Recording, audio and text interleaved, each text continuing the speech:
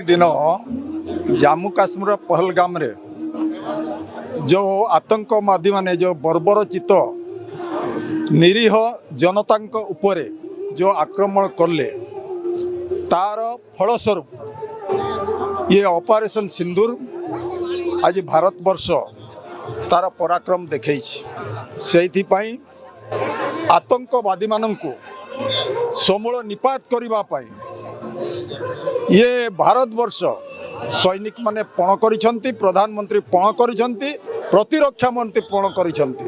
जे पर्यंत आतंकवादी पाकिस्तान रो समूल निपात न होबा से पर्यंत आमे स्थिर होइकरे रहबू नाही।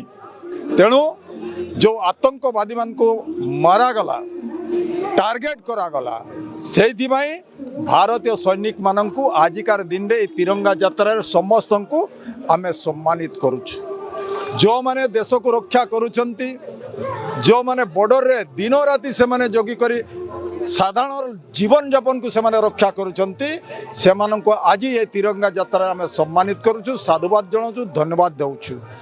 तो आज तांकरी पई देश सुरक्षित रहिछि, तांकरी पई आज आमे सुरक्षित अछु, देश सुरक्षित अछि।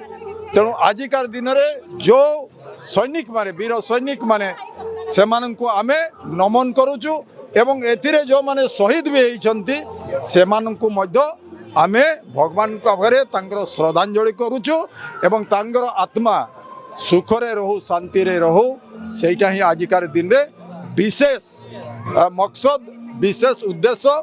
आ जो माने भी आज भारतीय एकता, भारतवर्षर सबु दृष्टि जो माने कि भारतवर्ष एकतार आज सामिल होती ए सम्मानित जनइबा सैनिक माननकु मु सेमाननकु मध्य साधुवाद देउछि। एटा हमर गर्व।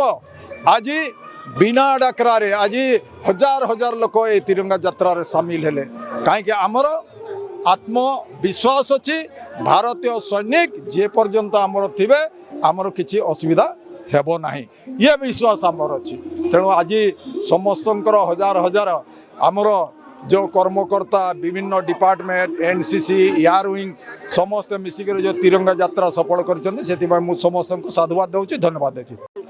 आज भारतीय सेनार जो सिंदूर ऑपरेशन थिला से ऑपरेशन रे भारतीय सेना को द्वारा आज भारतवासी आम विजयी होइथारो तार खुशी रे आज मो निर्वाचन मंडली रारंगपुर ठारे बामनघाटी सब डिविजन बामनघाटी सब डिविजन समस्त प्रशासनिक पुलिस अधिकारी ठू आरंभ करी बीडीओ तहसीलदार म्युनिसिपालिटी ऑफिसर एवं समस्त जनसाधारण आपण मैंने देखिपे समस्त जनसाधारण मिसिकी आज आम भारतीय सेनार विजय दिवस को उत्साह सहित रैली माध्यम आम से धन्यवाद देवा सहित आम खुशी मनाऊँच।